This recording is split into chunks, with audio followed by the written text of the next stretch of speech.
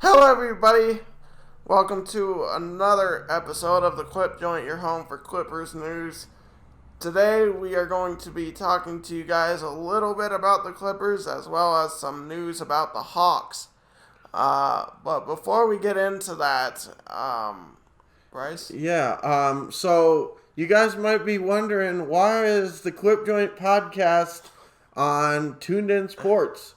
For more information on that, make sure you check out our What's New playlist and check out the video labeled Clip Joint Podcast for more information on that. But yeah, to make a long story short, the Clip Joint Podcast and all things Clippers is now going to be a part of this channel. So if you're a Clippers fan, look forward to more talk about the Clippers and stuff. Nothing will be different. It'll be the same video, the same podcast with the same handful of people. The only difference is going to be that it's going to be under Tuned In Sports videos instead of its own channel.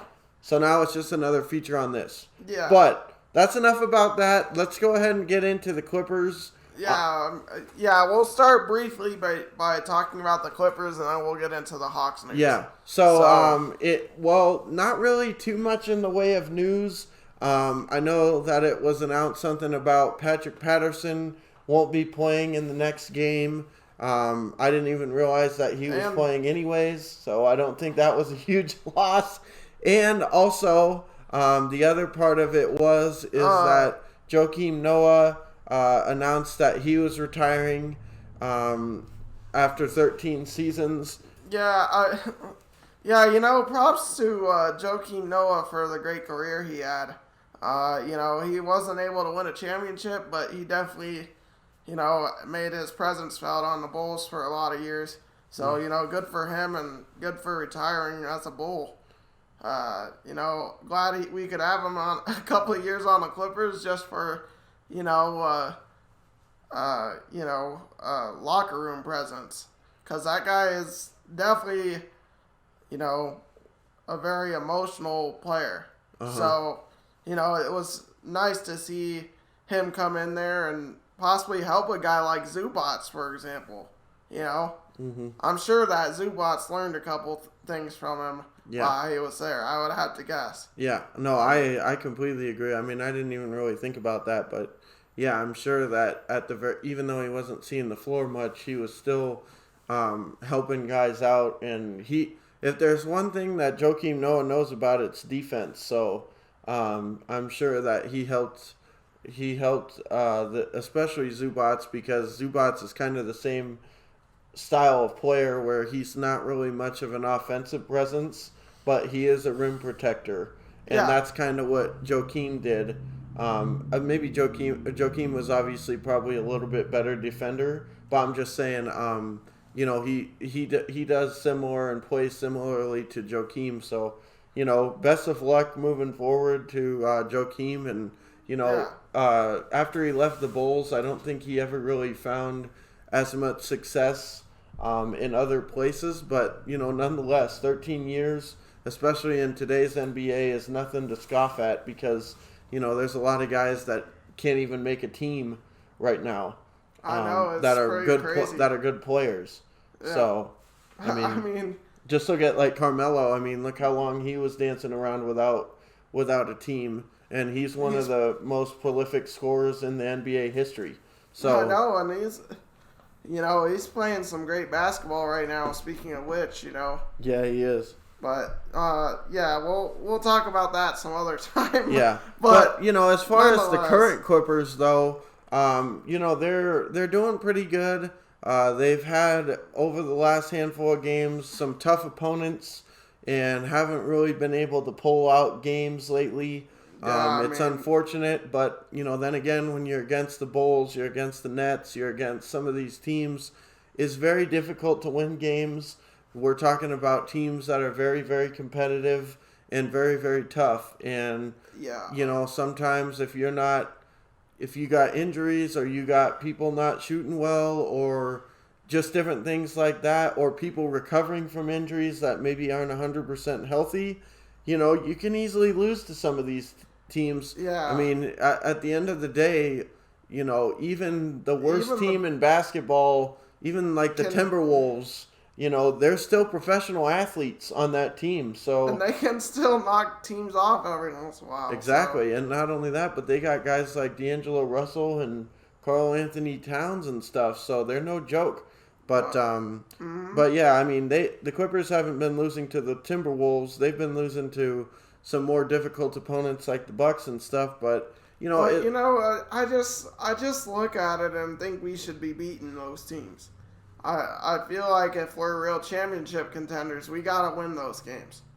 I mean, when playoffs come around, we're not gonna be able to afford losing to these upper echelon opponents. Yeah. So, I mean, I'm hoping that we can get out of this little act we're in where it comes down to the final minutes and we just can't get anything going. Mm-hmm. But, we'll get more into talking about that in a different video. But let's go ahead and get into the Hawks news that just came out recently about them firing their head coach. Lloyd Pierce was there for a couple of years, and they got rid of him. Honestly, the Hawks were one of those teams that I was really having high expectations for, and they just haven't lived up to it this year for whatever reason. I mean, I think a lot of it has to do with injuries, but at the same time, I mean, look at the talent they got on that roster. Mm-hmm. I mean, they're pretty deep this year. So, to me, I mean, I don't think their bench is near on the level the Clippers are, but, I mean, they shouldn't really be making too many excuses in the Eastern Conference. I mean, granted, the East has gotten better, but, I mean, I think they can still beat teams even with a couple guys out. Well, and especially when you consider that there's a handful of teams right now in the East that aren't really performing to the level that was expected of them for different reasons. Like for instance, the Heat, they've been dealing with a lot of injuries thus far, and so, they didn't have much of a great record to start the season. I know that they're starting to get some wins together now and looking more like the team that we saw last year. But, the fact that the Hawks were, kind of complimenting them with their record as well. And the Hawks, I'm not saying that they've been injury free, but for the most part, the people that they are needing on the court have been playing most of the time. And the fact that they've kind of fallen off, I know they had a pretty fast start in the record. They were one of the better teams record-wise, and then they've lost like 10 out of the last 11 or something like that. Yeah, I read a stat today, and I mean, this team has more talent than that. I mean, I realize you can go against a slew of games where you're against tough opponents. Yeah. But, they have way more talent than a team that should be 14-20. I agree. I mean, and I think getting rid of this head coach, I mean, I don't know necessarily if he's the problem or not, but if they can bring in a guy that could possibly be a better fit, if they don't like the system he was running or whatever it may be, then good for them. But yeah.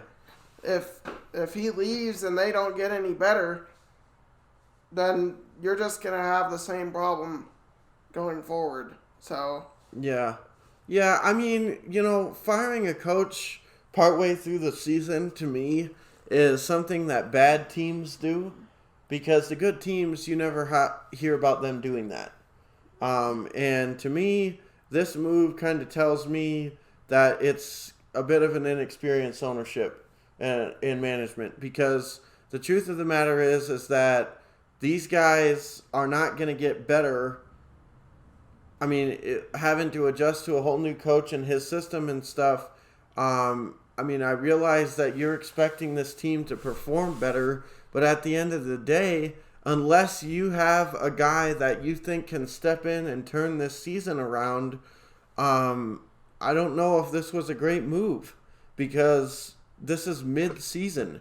And if you're just having the assistant coach take over as head coach, well, it could be the same thing there too, where not a whole lot changes. And I mean, I know that they've lost some games in a row now, like quite a few, and they've been on a losing streak as of late. But to some extent, when shots aren't falling, they're not falling, and it's not like a majority of the time they're just getting blown out. They've been competitive in these games. Yeah. So, I mean, we'll see what they do going forward, though. I mean, like I said, if they get a new coach and he ends up coming in there and this team turns around, then you will know where the problem was. Yeah. So, but if he doesn't, I mean, if a coach comes in there and they still have the same struggles, then it's probably more to do with chemistry or something else. So, but we'll see though. But anyway, we just thought we'd give our thoughts on it real briefly. Good luck to the Hawks moving forward. It looks like they're going to need it. yeah, because they've been in the tubes here lately, and they're supposed to be a lot better. But they're in the East. I think fifth seed has a losing record, so they should be just fine. Yeah, exactly. They can still make the playoffs as a fifth seed and have about the record they have now. So. Yeah, but anyways, I think that will wrap it up for us, this video. Yeah. Thanks for tuning in. This is going to be exciting going forward with the Clip Joint being a part of Tuned In Sports, and I'm really looking forward to it. So thank you for watching the video, and we look forward to bringing you more content. Yeah, absolutely. Have a good one, guys.